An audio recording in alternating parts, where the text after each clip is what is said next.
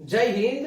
देश में इस वक्त किस तरह का माहौल बनाया जा रहा है, आज एक न्यूज के माध्यम से हम समझने की कोशिश करते हैं। जम्मू कश्मीर के पूर्व राज्यपाल सत्यपाल मलिक, जिन्होंने भारतीय जनता पार्टी और खासकर माननीय प्रधानमंत्री जी के खिलाफ बहुत से आरोप लगाए हैं। उन्होंने यह तक किया है कि हमारे प्रधानमंत्री कभी भी भ्रष्टाचार के खिलाफ नहीं रहे। उन्होंने जम्मू कश्मीर में अपने कार्यकाल के दौरान हाइड्रो पावर प्रोजेक्ट, जिसमें करीब 2200 करोड़ का निवेश होने वाला था, यानी कि जो सिविल वर्क था उसमें 2200 करोड़ रुपए का ठेका दिया जाने वाला था, जिसमें उन्हें मात्र उनके हस्ताक्षर करने मात्र से 300 करोड़ रिश्वत देने को बताया गया।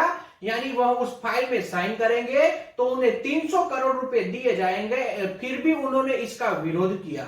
उन्होंने एक इंटरव्यू में स्पष्ट रूप से बताया, इस प्रोजेक्ट के पीछे भारत के बहुत बड़े उद्योगपति का हाथ था। उन्होंने उस वक्त भारत के माननीय प्रधानमंत्री नरेंद्र मोदी जी को इस जो भ्रष्टाचार होने वाला था उससे अवगत कराया था, लेकिन उनका आरोप है कि प्रधानमंत्री जी की ओर से किसी भी तरह का हस्तक्षेप इसमें नहीं किया गया और इसी के लिए वह आरोप लगाते रहते हैं कि हमारे प्रधानमंत्री कभी भी भ्रष्टाचार के खिलाफ नहीं है। और आज इस केस में लगभग 3.5 वर्ष का समय हो चुका है। इसके बाद 30 से अधिक ठिकानों पर सीबीआई के द्वारा छापे मारे गए। सत्यपाल मलिक से जुड़े 30 जगह पर सीबीआई इस वक्त छापे मार रही है।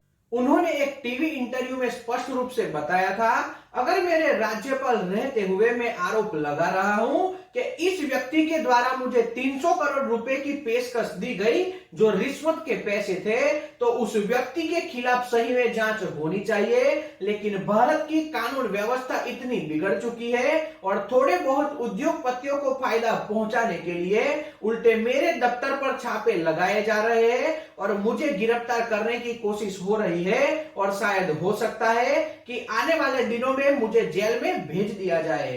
तो इस तरह के आरोप सत्यपाल मलिक के द्वारा हमारे प्रधानमंत्री के ऊपर लगाए गए। कहीं ना कहीं इसमें केंद्र सरकार गलत तरीके से काम कर रही है। अब आज जो घटना घटी है उसे थोड़ा विस्तार से समझते हैं। जम्मू कश्मीर के पूर्व राज्यपाल सत्यपाल मलिक के खिलाफ सीबीआई ने आज कार्रवाई की है। सीबीआई ने उनके परिसर और समेत 30 से अधिक स्थलों पर छापेमारी की। एएनआई न्यूज के हवाले से मिली जानकारी के मुताबिक दिल्ली में गुरुवार सुबह सत्यपाल मलिक के अलग अलग ठिकानों पर, जो 30 से ज्यादा ठिकाने हैं, वहां पर कार्रवाई हुई है। यानी कि सीबीआई के अफसरों के द्वारा वहां पर छापे मारे गए।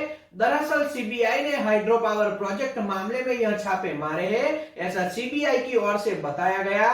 इससे पहले बीमा घोटाले से जुड़े मामलों में सीबीआई सत्यपाल मलिक के खिलाफ कार्रवाई कर चुकी है। यानी यह पहली बार नहीं है कि सीबीआई ने सत्यपाल मलिक के ठिकानों पर छापे मारे हो। इस बीमा घोटाले के मामलों में सीबीआई ने सत्यपाल मलिक के करीबियों के ठिकानों पर भी छापे मारे थे। यानी जानने पहचानने वालों के वहां भी छापे डलवाए जाते हैं। साल 2019 में किशनगढ़ में हाइड्रो पावर प्रोजेक्ट के लिए 2200 करोड़ के सिविल काम का ठेका देना था और इसमें कथित रूप से सत्यपाल मलिक को 300 करोड़ रुपए की रिश्वत देने की पेशकश हुई थी और यह आरोप का स्वीकार सत्यपाल मलिक ने खुद ही किया था। फिर भी सत्यपाल मलिक 23 अगस्त 2018 से 30 अक्टूबर 2019 तक जम्मू कश्मीर के राज्यपाल बने रहे और इस दौरान यह भ्रष्टाचार के खिलाफ उन्होंने सामने से हमारे देश के माननीय प्रधानमंत्री को पूरी घटना से अवगत करवाया था। सत्यपाल मलिक ने सोशल मीडिया एक्स के जरिए एक पोस्ट देशवासियों के लिए और खासकर चुनी हुई सरकार के लिए लिखा है, जिसमें वह बताते हैं, मैं पिछले 3-4 दिनों से बीमार हूं और अस्पताल में भर्ती हूं। इसके बावजूद मेरे मकान में तानाशाह द्वारा सरकारी एजेंसियों के छापे डलवाए जा रहे हैं। मेरे ड्राइवर और मेरे सहायकों के ऊपर भी छापे मारकर उन्हें बेवजह परेशान किया जा रहा है।